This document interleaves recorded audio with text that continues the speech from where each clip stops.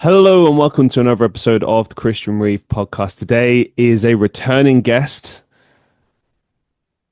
It is Brian Charlebois from the Kaos Institution. And we've got some interesting questions from the wonderful Kendra. So shout out to Kendra for these. I had to sort of deep dive a little bit into some of the things she was saying, and it was interesting. I think on the last appearance, your last appearance on the show, I sort of raised some sort of concerns, and I know that some of the people that listen to the show kind of had their concerns as well. And I guess that's maybe what this episode is about, addressing some of those, seeing where if we can kind of expand upon your future plans for this, and trying to kind of navigate that and understanding sort of where we're at in the process. That's kind of like what we're trying to do. We've got these awesome questions from Kendra. Thank you so much for sending these in. I will warn you, they will be quite challenging. I feel I've been a bit more challenging today as well. So, I think it's time. We kind of laid it out in the first episode, and now we're trying to challenge a little bit more. But this is good. This is how we learn, we grow, and we get thinking about things and how we can improve things as well. So the way that Kendra has sort of broken this down is she's given quotes, questions, and then I've added some notes here and there as well. And some of it will be just like kind of breaking down stuff from US law as well. So first question, there's a quote. So this comes, I believe, directly from the Kaos GDPR policy. Okay. Says, in quotes, data security, we meet all necessary and appropriate security measures in order to protect your personal data from loss or malpractice. Your data is saved in a secure operating environment according to the best available technology. So Kendra's question about this is, given that anyone can submit data to the Kaos database, how do you prevent misuse such as doxing, and what safeguards are in place for reporting and removing personal information submitted with malicious intent? Uh-huh. Well, that's all going to fall under doxing. And we have a fellow that programs, he's a programmer that's done large databases similar to what we're looking at. And he tells us that there are systems already in place, templates or boilerplate systems for going through the data as it's coming in and pulling out anything that could be considered doxing.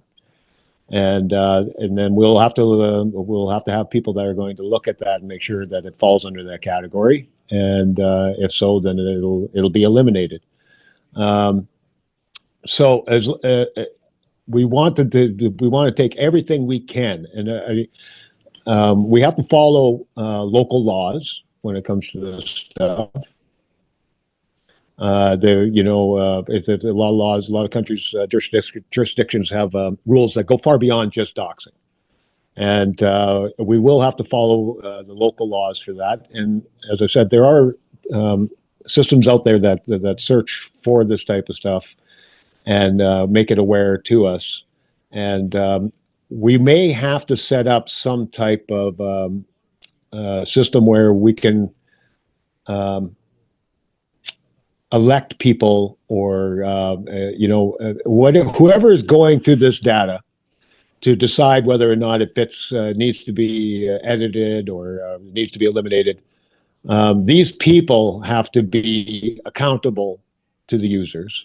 And so we may have to put up, have people elected to these positions, or some kind of committee that we put together from our users to decide whether or not something fits in or not. We have to find a way to do this in the most transparent way possible. But we cannot allow doxing, obviously. So anyway, these are complicated issues. I can't tell you I have all the answers for this right now, but every other site like this, Twitter or any of these other places, they all have to deal with this now, and we will follow what's been done in the past. We will use what technology is available to us, and we will try to do this in the most open way possible. We may have to set up our own court system in a way. Twitter, before Elon took it over, they had experimented with different methods of trying to be more open about how they were sorting through their content and what they were eliminating or editing. And the only way that they've tried various methods and none of them were very popular. And now Elon just takes it all on himself, and he's the one that decides now. Now, I don't see any other way than putting together something like a court system that we have. That's the way the most transparent way society has figured out so far to be able to make judgment calls like this in an open and fair manner. And I don't see any other options available to us. So anyway, I can't give any clear answers at this point. This is something we're going to have to tackle as we grow. But I see us, and whatever we decide to do, it's going to have to be extremely open and transparent for everybody to see. And people have to have a say in who we're choosing to make these judgment calls. Now, because we're trying to eliminate as much as we can as far as editing or manipulation of the data. So we're not going to have as big an issue as other organizations. And I've touched on this. I don't know if I touched on this here, but like I said, we have to follow local jurisdictions. We hope to have servers in places that do not have any restrictions. And, Estonia, I think, is one place. There's a few places that are very, very open to not having any, not forcing speech laws. And so anyway. What are the laws in Estonia as it pertains to speech laws? Like, why is it so open there compared to other countries in Europe? They have taken on a real. They want to be the most digitalized society in the world, and so they're very, very open to a lot of things. And I'm really talking off the top of my head right now. If we cannot, because I'm not exactly sure what their laws are. I just know that they're open, more open than other societies.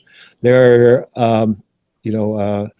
anyway, various places have various laws, and if we have to, eventually, if we cannot find any place, maybe we'll set up a server out in international waters, in the ocean, someplace on a ship.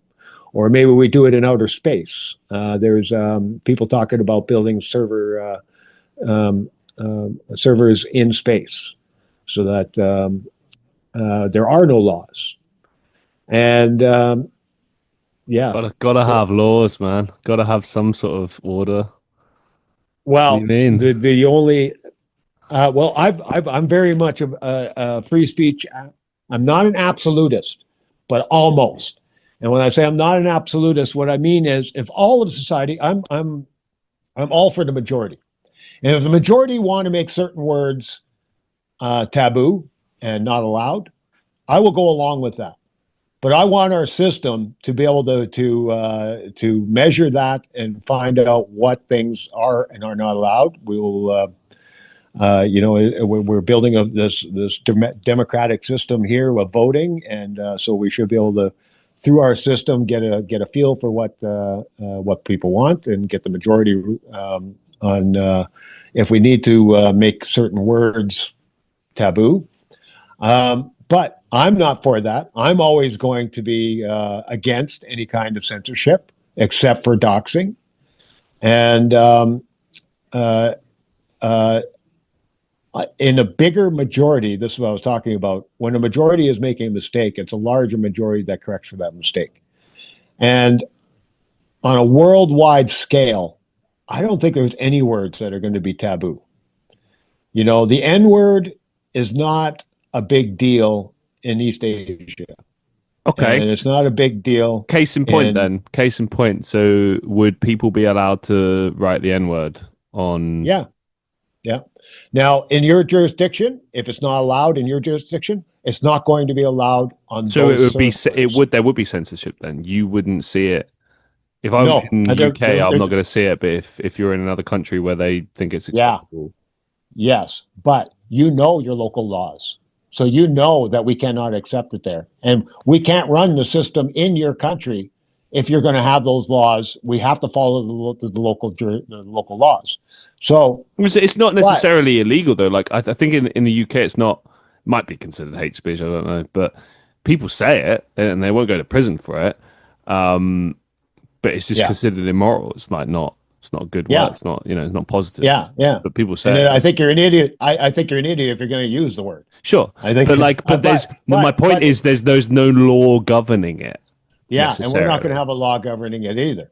And then So then, only, how do you police that then? Like, how do well, you I'm not stop people? policing it at all. Anybody can say it if they want. There's no But policing on my it at point all. is, within your database, Yeah, they could write people. it, Yes, that's right. They can. right? Yes. And if it's illegal in your jurisdiction, then you won't be able to access it in your jurisdiction. But if you can get a VPN from another jurisdiction, you will be able to access that information on another server. So this is it gets tricky. I mean, how can we have to follow the local laws. There's just no way of getting around that, Well, right? isn't that kind of laughing at local laws then if you're allowing VPNs? Yes, very much. Yes. Uh, Yes, I'll we're just say going to I'm try for to create. VPNs, by the way, but yeah, I mean that is the way to get around it, and Yeah, I'll give you a good example in yeah, a minute. But go on. yeah. So I mean, that's the way you're going to get. Let's look at China. I want them to be able to put whatever opinions they can in, but they have a ton of laws saying what they're allowed to talk about. You know, and we'll have to follow those local laws. But if they want to get the full data, they can find a way to get around it and access the other servers that have all the opinions of everybody. So that's the best we can do. How else can we do it? Out of all the servers that we have, virtually all opinions will be available somewhere. And that's just the best we can do. Okay, Did I answer scenario. your question very well? Yeah, scenario. Because to best of my knowledge, VPNs are illegal in China, I Yeah, think. probably. Right. Yeah. So assuming they are, I might be wrong on that, but let's assume they are. Okay. And it's found out that people are using it to access your website. Um, you could be liable. You could be, I don't know, like They will be charges they might be will be brought against liable, you. not me.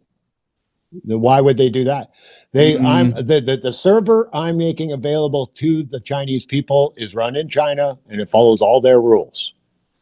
If if right now China can access or Chinese people are accessing information from other countries that like Tiananmen Square, right? They're not allowed to look at information about Tiananmen Square in China. But if they use another VPN, they get that information from American websites, right? mm. There's no difference here. What those American websites are not getting sued by China because they have information on Tiananmen Square. Sure. I just meant like because it's a bit different when it's like you're providing information there, but then you're hiding certain information In the same from way, them, and then they're America, able to access it elsewhere. in the same It's way, an American website about Tiananmen Square is not available in China. So are they hiding it from sure, but China? no, Are but then they hiding it from China? they don't have a part of their website that's only for Chinese people, though, do they? They may. Yeah, they may. Probably not if it's an American No. website. All right. Let's look at Twitter. You can't look up anything on Twitter about Tiananmen Square when you're in China, Sure. but yet you can look up the stuff on that square if you're outside of China. So there's one company there that's holding back information for the Chinese, but not for everybody else. But the Chinese can get it if they get an outside VPN. So what's the difference? Exact same scenario as what I'm talking about. Let's move on. Yeah, let's go on to the next question. What legal challenges does Chaos anticipate operating across jurisdictions, particularly in the EU post-Brexit scenario, and then in the United States, where data protection laws vary state by state and differ significantly from GDPR? Well, I think I pretty much answered that. We're going to have servers in each of these jurisdictions, and each one of them are going to have to follow local laws. Okay, but like So I think that, they are going to differ greatly though, and it's going to be oh able to yeah, take on, and they're probably going to change over time as well. Like mm-hmm. I know right now, in the UK, we have a lot of different things shifting around. Like, for example, we have the Online Privacy Act in the UK to do with like age verification. It's causing a lot of problems for companies. Like, how would you deal with that? Like, that's going to be a big contention point. Well, verification of that. I mean, everybody. This is going to be a really, really tough issue, and I don't. Once again, I can't say I have all the answers for this, but somehow we do need to verify who people are. Somehow banks are able to do this. Different online entities are able to do this, and they do it in various different ways. Um, I have put some thought process into this. I'm hoping that somehow we can create a system where well verified users can help verify other users. Uh, you know, um, uh, so that we can. There's a certain amount of trust level that we're going to have. But anyway, that's probably one of the toughest ones for me to answer is how we are going to verify that you are who you say you are. Uh, um, but like I said, banking institutions do this now. Lots of different institutions are dealing with this, and it's not perfect.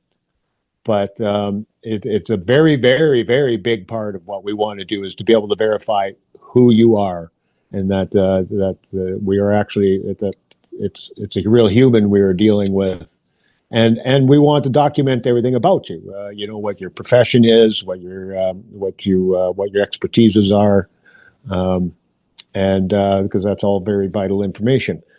Um, don't have any really great answers for you exactly how we are going to do that. All I can say is that we will look at the examples that are out there and try to work out the best scenarios we can.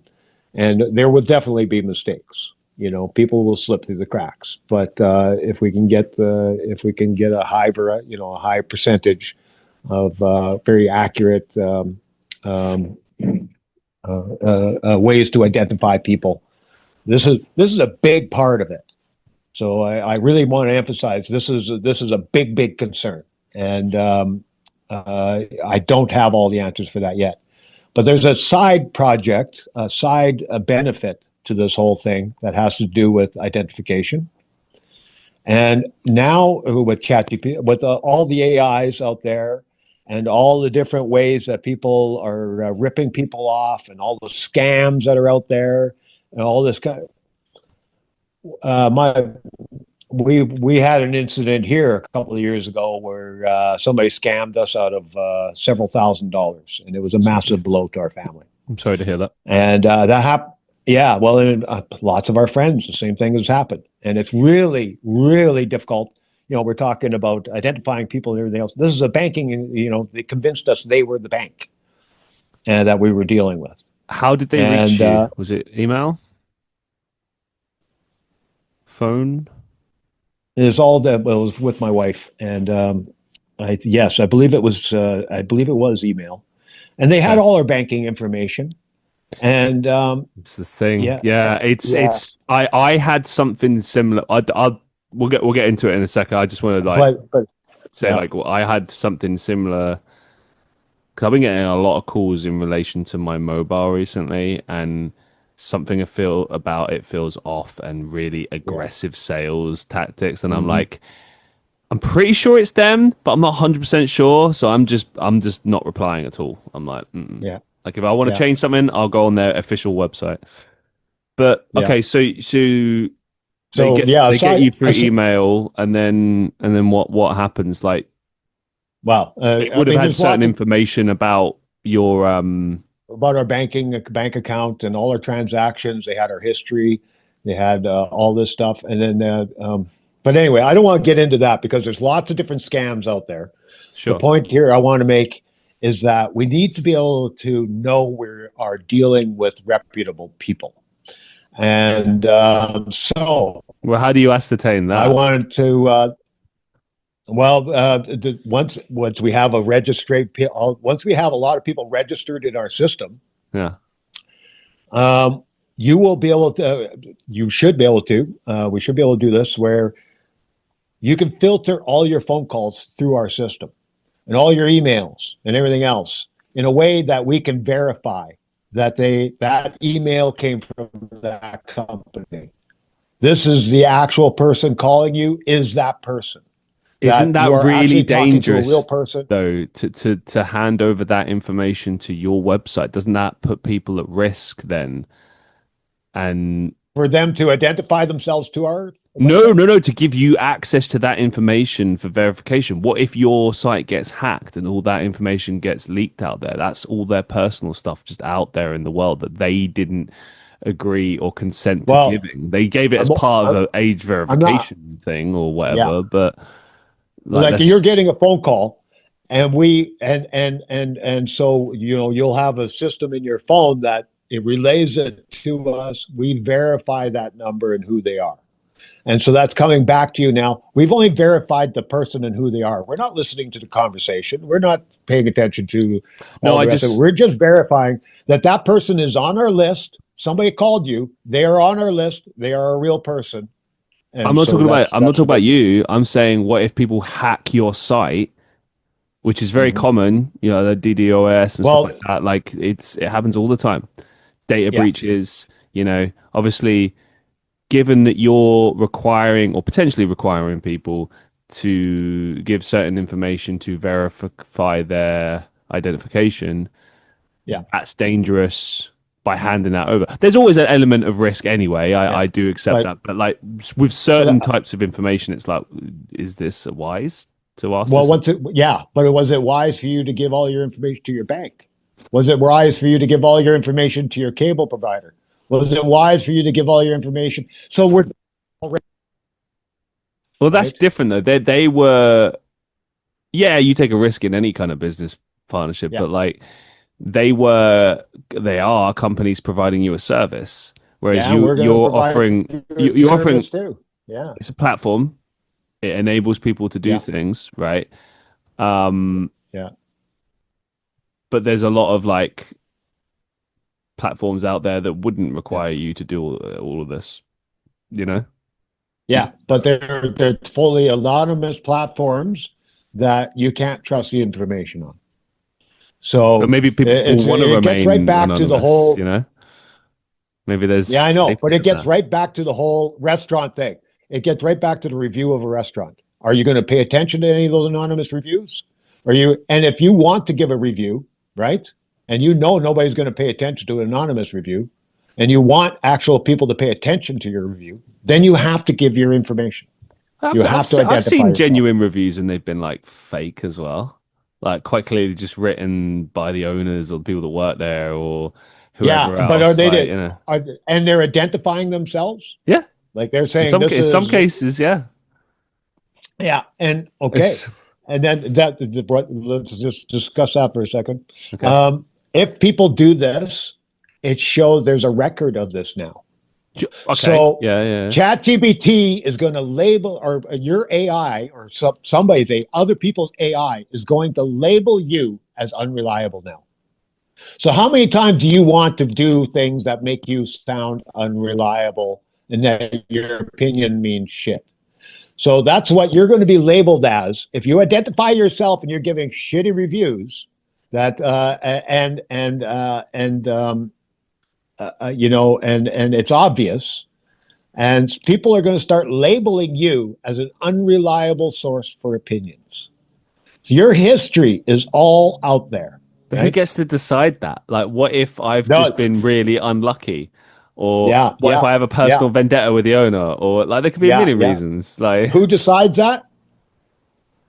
If I'm looking at restaurant reviews and you're one of the people in those who has given a review, it's me that decides. And then another person looking at that information, it's him that decides. So we are all. This is once again how we are all individually curating this data using our own AIs or search engines, so anyway, you may not be caught on your first review, but if you repetitively do that kind of behavior, you're going to get a bad reputation. It's going to be obvious, and you will be marked in my personal system of accessing the data. I'm gonna mark you, and I'm gonna mark you as unreliable, and it's me doing that, and every individual does that for themselves. So nobody is labeled. No one person is labeling you to the rest of society. It's society individually, every individual labeling you as unreliable. So uh, anyway, so let's move on. let's move Did we? forward. Yeah, did we answer that? I think I answered that. Right? Yeah, yeah. We're deep diving all of these. Thank you very much, by the way. I really appreciate your detailed answers. This will cover maybe a little bit related to what we've already spoken about, but given that chaos is accessible across multiple jurisdictions, how do you plan to navigate the complex legal landscape of varying international privacy laws and data protection regulations, particularly when user submitted content may conflict with regional standards or rights? Yeah, and that's where I'm saying that you won't be able to access stuff that's not allowed in your jurisdiction. Mm. So then that's just the way it is. There's just the way of getting around that. I would love to make this thing a fully free speech platform right across the board, but it's just not an option. We have all these local laws that we have to deal with. So you're going So purely based on what the government is saying. yes, before each jurisdiction. And once again, if you want to get if you know that that certain opinions are being held back because of the jurisdiction you're in, well, then it's up to you to find a way to get around that by using a different VPN or what have you. Isn't this kind of a contradiction of why you set up this up in the first place? That you said you wanted to have more democracy. You said that Yeah. the whole point of this is to give more sort of power to the people, by making their opinions maybe mean something or be like more valuable. And yet, you're siding with governments and it's not truly free speech because, Yeah. you're not able But to what choice do we have? What choice do we have? don't partner with governments, work around it, find a workaround. I don't know. I'm Well, not, yeah, this is we'll find a you. workaround. Tell me the workaround. If I I don't could know, find a man. workaround. It's not my My project. the only concept, the only way we've come up with as a workaround is to have the data in other servers, and you have Okay. to find the way to get it. You have to figure out how Now you're this going is to get that interesting. data. Okay. Um, okay, let's explore this for a second. So if that were something that you went down, something that you explored, would that mean offsite away from chaos and it's kind of we indicate that you go here, but it's no longer under our jurisdiction? Is that kind of what you're saying with that? Yeah, that's why I'm saying if we have to, we'll put a server in outer space where there are no laws, and and you won't be allowed to access that in your jurisdiction unless you find a way to get outside of your jurisdiction by using a different VPN. Right. So you could So, have and then we'll, okay. So it's like if you could be in certain parts of the world where there's just no laws at all, if that's possible. I yeah, don't know. Um, yeah, that's interesting. I don't know. yeah. So a lot of times you're going to have problems accessing this information, but there's going to be entities out there that's going to be regurgitating this data to you. I mean, everybody that writes an article about about how wrong the world is or whatever. They're going to be accessing our data, and they are going to try to access it outside of their local jurisdiction in a way that they can get all the data. If they have to travel outside the country to do this or whatever they need to do, and then they're going to write articles about this. And these are other ways. You're not always going to be accessing our data directly. It's going to be fed to you through the news source. You're going to be reading articles in the same way that people are constantly writing about things about the internet. They're still going to be doing that, and they're going to be writing stuff about the data that they're collecting through our system. So there's not just the fact that you have to leave your country or find an outside VPN. There will be other people writing articles and curating this data and saying, this is what Kaos is saying about this.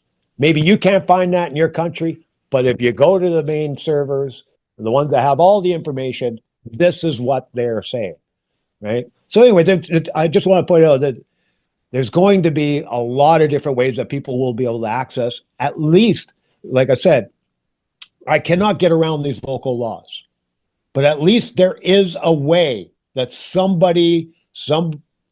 organization you might be affiliated with, or just the articles you're reading, you're going to get access to that data when it's necessary. Because if it's necessary, people are going to write articles. People are going to be trying to talk about it, right? So, at least it's out there somewhere. That's all I got to say. At least it's there somewhere. That's the best we can do. Right. So I've got a big quote for you here. It says, FYI, summary of Section 230 of the U.S. Communications Decency Act. So Section 230 of the Communications Decency Act is a foundational U.S. internet law that protects online platforms from being held legally liable for content posted by their users. It allows websites, forums, and social media platforms to host user-generated content without being treated as the publisher or speaker of that content, giving them the freedom to moderate posts without losing legal protection. While it shields companies from lawsuits over most third-party content, it does not apply to federal crimes, intellectual property violations, or content the platform itself actually creates.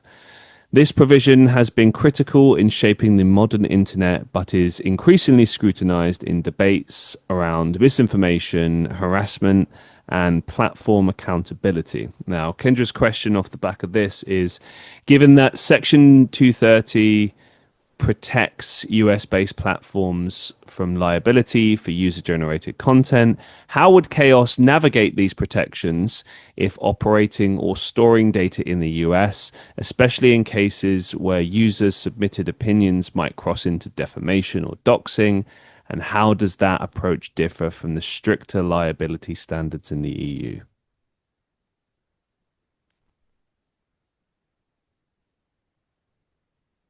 Well, I don't see much difference between this question and what we've already been answering.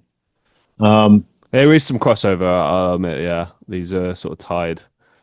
Yeah. I think I've kind of answered them again. I mean, we're going to follow the local laws, and we will have the data someplace Well, outside those jurisdictions. defamation is an interesting one. One thing I was thinking about asking you about was kind of how chaos would work in accordance with, say, people being investigated for crimes. Because obviously in criminal investigations, I know you've already said like, oh, well, we would just help the law. You just have to go by that. But like, as we know, sometimes people can be either falsely imprisoned or, maybe there's a political situation where, oh, a good example would be maybe the owner of WikiLeaks from years ago. You remember the guy that was extradited and he was like Julian Assange. Julian Assange, right? So, you know, by all intents and purposes, he did a good thing. He was a whistleblower. He leaked all this information, and then he was punished for it. he managed to sort of elude prosecution for a Mhm. while by living in an embassy. It's a really weird one. Yes, yeah, And then I and remember very then well. right, and then he was investigated for something completely unrelated, Mm, some sort of sexual crime, I think. I don't recall. that's right. Yeah. But the point is, they were trying to extradite him to different places around the world, and he was evading it and talking about, his rights, etc. And now, in the context of something like that, you've got a political criminal, you've got someone who maybe their information is on your website, maybe they're actively using it regularly. Mhm. Are you gonna help protect them and their rights to public opinion, free speech, etc., or are you gonna, say, help the authorities to catch this potential criminal? Well, we're not going to do anything. I mean, if they're every Well, by handing over, let's say, details, let's say like governments would ask you, or prosecutors would ask you for certain information, personal information that, obviously what we mentioned before about like in the verification process, maybe there's Mhm. phone calls that would be Yeah, advantageous, and they know that you have access to that. But yeah. by I mean, a prime example would be if somebody posted something anonymously, but we knew who they were. So the sure, first level of anonymous. So the chaos system knows who they are and they're verifying them. And then so they post an opinion and it's something illegal or at least anyway, authorities want to know who that person is. Are we going to tell them who they are? That's a tough question. I don't. well, this is uh, this is what I mean about your system is I feel like there are a lot of contention points, yeah, but difficult these are the situations you same. might be put into. Yes, and these are difficult positions. And but I'd like to point out that every other entity has to deal with this to some degree too. Oh yeah, So yeah, we're, yeah. we are not alone in this. There are examples out there. So we're not creating a new kind of an issue. But I would do, perhaps if I could, I would not want to give that information. I would like to keep it so that no matter how much pressure the police put on us, so This is a what I mean. You'd possibility. have to make a stance or put. It I is mean, one of those. iPhone has done a It's pretty good job on this. iPhone has done a pretty good job on this. You cannot access somebody's iPhone no matter how bad. The police have to crack it somehow. There's no way that there are back doors into your phone, well, but what normally iPhone does happens not with that release is that. Apple will just give the information over. They will allow No, that. no, they don't. They No, do. There's instances where they have the um, criminal investigations. Yeah, it's the police, man. certain information, but not as far as a person's phone. From my understanding, they've never cracked a phone for a police investigation. That can't Um, be right. I don't know. Maybe we'd have to look into this. But anyway, I'm talking off the top of my head. This is just stuff that I think may have happened or the way things have gone. Definitely heard there was huge controversy over it. The fact that they would not crack the phones for people like even like a terrorist or somebody like this, right? They've never given in on that. As far as I know, maybe they have now. I know at a certain point they never have. But anyway, they hadn't. But let's look at our situation here. What I found here, just real quick Um, off the top of just on the internet, it just says Apple does generally not give police direct access to a user's iPhone, but they may provide information to law enforcement in response to valid legal requests, such as a warrant. Apple has a team that handles these requests and publishes legal process guidelines for law enforcement. While Apple does not unlock iPhones for law enforcement, there you go. They may be required to provide data from iCloud or other services if legally compelled. This is what I mean. How much pressure there is actually put on mhm, them, because mhm. Yeah, yeah. they can't force you to give over anything that's not within the law that that is compelling you to do so. But if it's for a criminal investigation and they know that you're withholding information that might help them catch this criminal, they might put the pressure on you, and that's where you got to take a stance. You've already said you would consider it. That's awesome, but it's like, how far does this go? Do you know what I mean? Like, how many other instances would you sort of put your foot down? So, I mean, chances are if there's a laws and they're going to shut down our whole site if we don't do it, or something like this. I don't see how we get around that. We're just going to have to do whatever they're well, I suppose then you're being threatened, but, aren't you? So it's kind of like, yeah. Now, if there is any option, and whether or not we should, I'm going to put it up to the people. When like a poll. Yes. I mean, we are building a polling system here. Right. Yeah. So this is and this falls right into the category. Everything that can be controversial, and there has to be a choice made within the chaos system. We are going to do our best to try to go with the majority from within our system, from our users. So if the users say give that information up, we're going to give that information up. If the users say don't give that information up, and we are able to do that without shutting down the whole site, right? Well, then we're not going to give that information up. Right? So it's almost like you're putting it to the people, like, should we send this person to prison or not? Yes. What say you? I don't know. That's a bit messed up, man. I don't know. Like I pointed out in the past, I'm a big believer in majority rule, and like I said earlier, majorities make mistakes. They have made lots of mistakes in the past, lots and lots of mistakes. But the only correction that has ever come along is when the majority changes their mind or a larger majority corrects that majority. Now that's just the only way it ever works. And that is a guiding principle of what we are doing. And that is the guiding principle of how we're going to run this thing. So I'm not saying that the chaos system is going to make all the right decisions. What I'm saying is it's going to make the majority we're going to make decisions based on what the majority want. And if it's the wrong decision, well, hopefully that majority corrects for it eventually. But there is nobody else that's ever going to be able to step in and correct it. It's not like there's another option. There's no other option. The only other option is a dictator telling you what's correct. That's the only other option, right? So this falls under that category as well. Whenever there's a hard decision that has to be made, and this is about trust, right? It's decisions. All institutions fail eventually. And they all fail based upon the decisions that they make.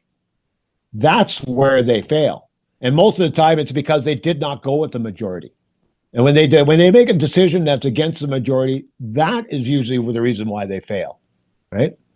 So this is, and maybe just the majority of people that are using that industry, using that institution. It's not maybe the overall majority. But anyway, the point being, though, that all institutions fail, and they fail because of the judgments they make. This whole chaos system is all about judgment. Everybody judges everything all the time. That's what we do. We are humans. That is what we do. And the whole problem with judgment is bad judgment. Right? Judgment in itself is not a bad thing. It's only when you make bad judgments that it's a bad thing. And we all have to make judgments all the time. So this is a tool to help us make better judgments. And no, it's not always going to be correct, but it is the only option as far as I'm concerned. And so, I fall back whenever I hit a problem that's like this, that says there's an issue. I fall back to the fact that we are going to go to the majority to figure out how to solve that problem. Let's move it forward. Yeah, I have to warn you that my phone just warned me. I probably only got maybe 5 minutes here before my phone's going to die. Oof, okay. A couple of final questions then. Following the Tatler ownership reveal and takedown, How does chaos differentiate itself, especially given that opinions aren't facts? Disclaimers don't shield against libel when reputations or businesses are harmed. Hmm. What do you think they mean by that question exactly? Well, um, These are not facts. That's correct. in the ownership reveal and takedown, it was basically the identity of the CEO was revealed, and obviously that's caused a lot of issues for them, and they were liable to a lot of potential crimes from what I can see, like scamming, stuff like that. Um, so I guess what I take from it is just what it says here. Opinions aren't facts. Disclaimers don't shield against libel. To me, that's stating a fact. That's good. That opinions are not fact. Um, yes, I agree. Opinions are not fact. Maybe I I, haven't I, understood the I, question very well. I don't know. I'll read it again. Following the Tatler ownership reveal and takedown, how does chaos differentiate itself, especially given that opinions aren't facts? Disclaimers don't shield against libel when reputations or businesses are harmed.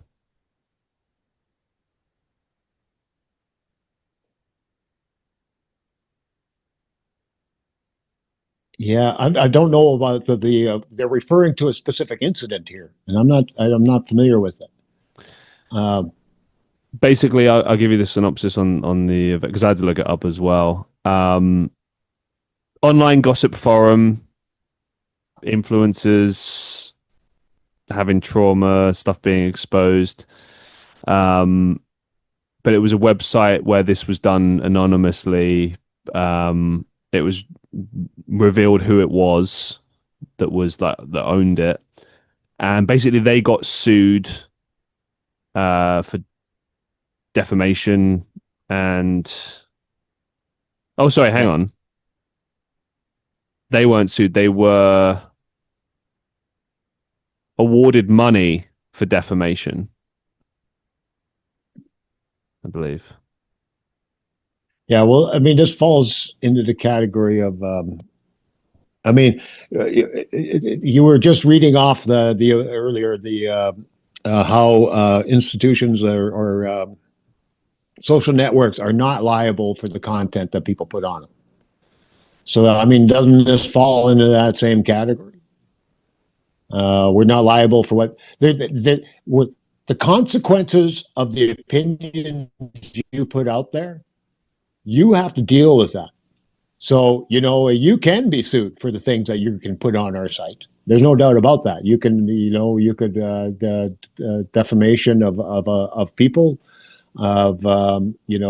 These are risks that you take. You have to be careful, just the same as any public forum or any public space. If you're going to go out there and say things about people, you can be sued. Says here, yeah, I think that's the key that I'm getting from this. It's an online gossip forum, and Yeah. nobody knew who set up the website. An investigation was launched. It was found that it was this couple. They were awarded money um, after they sued the website for receiving this defamation and harassment and stuff like that. Um, the actual company itself billed themselves as a place for commentary and critiques of people that choose to monetize their personal life as a business and release it into the public domain, but which also saw influencers routinely defamed, bullied, even doxed on occasion. Do you know what? I guess maybe apologies if I haven't got this right, Kendra. It's just been a long show, so maybe I'm not getting the most out of this question. But one big thing I'm getting from this is like how powerful defamation can be, even in a sort of a public forum where there are these opinions and people posting these. It could really affect people in a big way. By them being on your website, I suppose you could be liable, even though you're not responsible for it. By hosting it, it's like you sort of in part play a part in that, if that makes sense. Like by just having it there, Well, it sounds to me like they were, yeah. Or like, okay, Yeah, let's say someone posts an opinion, a celebrity posts an opinion about another celebrity, yeah, or someone posts a celebrity, post something really bad about someone else on your website, and that causes them to lose like millions of dollars or something through defamation, yeah, right? They could yeah. argue, well, we need you to take that off your website. We're going to sue you for defamation if you don't. Like, what do you do? You know? Mhm. Because by taking it off, it like goes against your principles. It's like we're about free speech, and Yeah. we Yes, didn't. it does. It does very much so. Yeah. Yeah, And to me, I mean, all I'm offering them is a chance to post what they, their side of the story. I don't see any other way that we deal with that, except for allowing people to counter those opinions with other opinions. And if they can't do a good job of that, well, that's kind of their problem, right? If they have a good case, they should be able to make a good case in countering these opinions. I, I don't really have any other answers other than that. no, thank you. I hope we answered that question well, Kendra. Yeah, Apologies if we didn't get the yeah, most out of it. Final question for you. If opinions in the Chaos yeah. database are weighted based on experience or background, obviously we covered this more in the first show, how does this differ from platforms like Reddit and 4chan, where user reputation systems, e.g., karma, influence the visibility or perceived value of their contributions? I thought everybody was anonymous on 4chan. Yeah, I believe so. And you can So be anonymous on Reddit. And this has been your prevailing point, is that by being not anonymous, there's a yeah, degree of value to that. But like the reality is, you're not always going to have doctors or people yeah, who are like perceived to have better reputations, or like their word means more than, like, how do you dissertate like on Reddit? Calm, I mean, it's a bit different now, but it used to mean if you had a lot of karma, let's say for like answering questions, you were more reliable, maybe someone that people would worth want to listen to. But it was purely based on your answers, not on anything else. yeah. Your answers and your Hmm. karma. So Hmm. I think it's kind of speaking to that, like how do you really give value to it? And I know you said about voting and stuff like that, but like people could mess with that. They could just vote something that's clearly a stupid answer, and that gets, you know, the most votes, and is like people can get around with this and mess with your system in a way that Hmm. maybe you don't want. But like it kind of goes within what you've said, doesn't it? It's like, well, it's public opinion. People voted for it. People want that, and so there it is. Yeah. And like if you Uh, intervene, it kind of goes against your own principles. So it's like, yeah. No, and we're mhm. not going to intervene in that stuff. Um, yeah. So I don't know. Could you read the question one more time to Of me? course I Sorry. can. Yeah, absolutely. If opinions in the Chaos database are weighted based on expertise or background, how does this differ from platforms like Reddit or Okay. 4chan, Um, where user reputation systems influence the visibility or perceived value of their contributions? I don't understand how they're getting that conclusion with 4chan. I mean, or even Reddit, really. I can see it There's with a, Reddit. I don't really know much about 4chan personally, but I know that yeah. I Reddit mean, because obviously has a clear. from my understanding, every post, every comment is totally anonymous. So I don't know how anybody would You get can be or you can be known on Reddit. okay. Yeah, you can be. Yeah, I've got like personal photos on there and stuff. You can find my stuff on there. You can do yeah. that, or you can choose to be Um, anonymous. It's your anyway, choice entirely. the biggest difference though is that we each individually put those give extra weight to certain opinions from certain people. It's not the chaos site is not telling you these opinions are better because they're doctors or lawyers or anything else. It's you that is going to use your search engine searching our system, and you are going to say, I want all, you're going to say, what's the opinion on this? And then you may very well say, how many of those people are doctors? How many of those people are doctors that actually work in that field?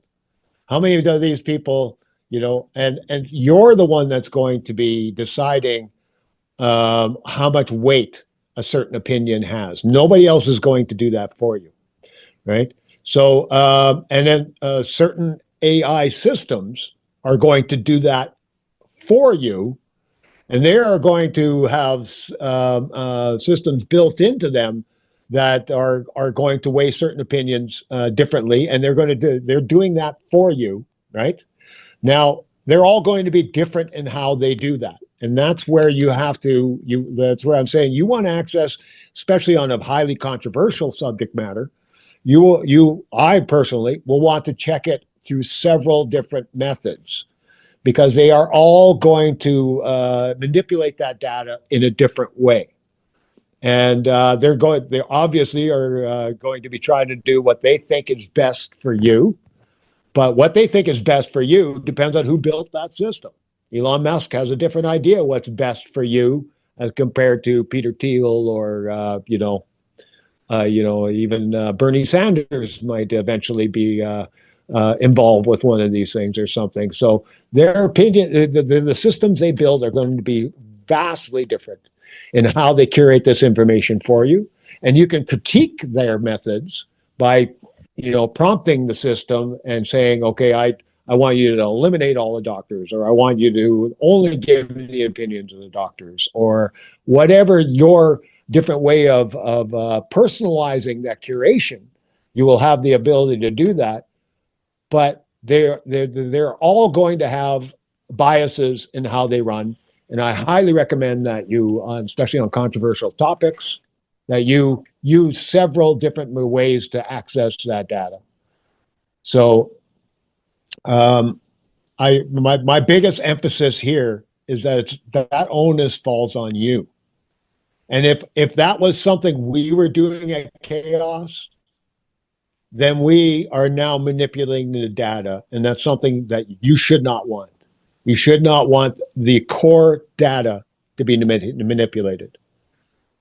So that you can, at least if you're not liking the way it's being curated for you, you can find another way to curate it. If we are the ones doing it, I cannot express enough the separation of the data from the way it's curated, right? We are only the data. We are not going to be playing into this part very much. And there's a ton to do about how it's curated. Like, there's lots of experimentation be done there. There are already lots of people. That's what everybody's doing with ChatGPT right now, or with the different AIs up right now, is they're trying to figure out the best way to curate information for you, right? And when we give them a more pure database like this, it's going to be they're going to use it, and it's going to be we're not these AIs are very sycophantic, so it's hard to take what they say seriously. But when I put in, and I encourage anybody, if you go to our subreddit right now, our website is not quite up to par yet, but if you go to the sub on Reddit and you take the introduction and you put that into your search, into your AI, whichever AI you want, and then you take the how it works section and you put that into the AI, it will tell you that this that this is what was my point now? This is the best way to go about it, and the separation of the data from the curation of the data is just key here. That's what worries me about all the other people out there that are trying to build systems. None of them are separating these two things. To me, this is the most important thing that we are doing, is separating these two things. Whoever is holding the data and curating it, they have so much control, and they are going to control the narrative. And the only way to eliminate that control is the separation of those two things. Okay. Can I touch on one other thing here Absolutely. Yeah. before Please do. before we go? If you believe in the concept of the noosphere, and you think that we are eventually heading towards this brain, I want to say that I see this as absolutely inevitable, that eventually there's no way we become a world brain without a storage of a database of public opinion. There's just no way to get to that goal without this step. We have to store the data somewhere about what everybody is thinking. Right? There's just no way to get to the brain thing without the storage of the data. And the storage is all right. I'm about to go. I'm about to lose We're gonna my lose phone you here. again. Yeah. Not again. So I feel Okay. this is an inevitable situation. We have to. We're going to go through this eventually, and it might not be for 200 years, or it could be right now. And if it takes 200 years, I think that's like the 30 years of war in Europe. We're going to go through 200 years of just absolute hell before we actually get to this point of storing public opinion. And I don't see us getting to this global brain without it. So I see it as inevitable. It's not inevitable that it happens in our lifetime, but it's an inevitable that has to happen eventually if humanity makes it that far. There's also the chance humanity just doesn't get to that point, right? So anyway, I just want to leave you with that thought. Just have to see what happens. Brian, it's been an absolute pleasure having you back on the show. Thank you so much for your time. Obviously it's been a long time. We've been going to about 2.5 hours. So thank you so much for your time. Yeah. Really, really appreciate it. Yeah. For the I love the fact that you were willing to do it. Yeah. Oh, absolutely, man. Absolutely. Massive thank you to Kendra for your questions. Really, really appreciate that. Yes.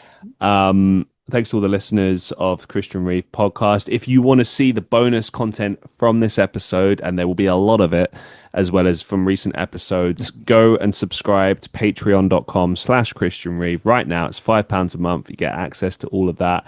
And I mean, you've gotten 2 big podcasts, basically. Like right there, you got the one here that's free, and you got the one there that's behind the paywall, and both are great conversations. If you haven't already, make sure to go up, check out the first episode that I did with Brian as well. I think that should sort of better explain what Kaos is about, because we've spoken more today about, I feel like, the issues surrounding it and what it's going to tackle in the future. But yeah. Anyway, thank you so much for watching and listening to the show. Be safe, be well, and we'll see you all in the next one.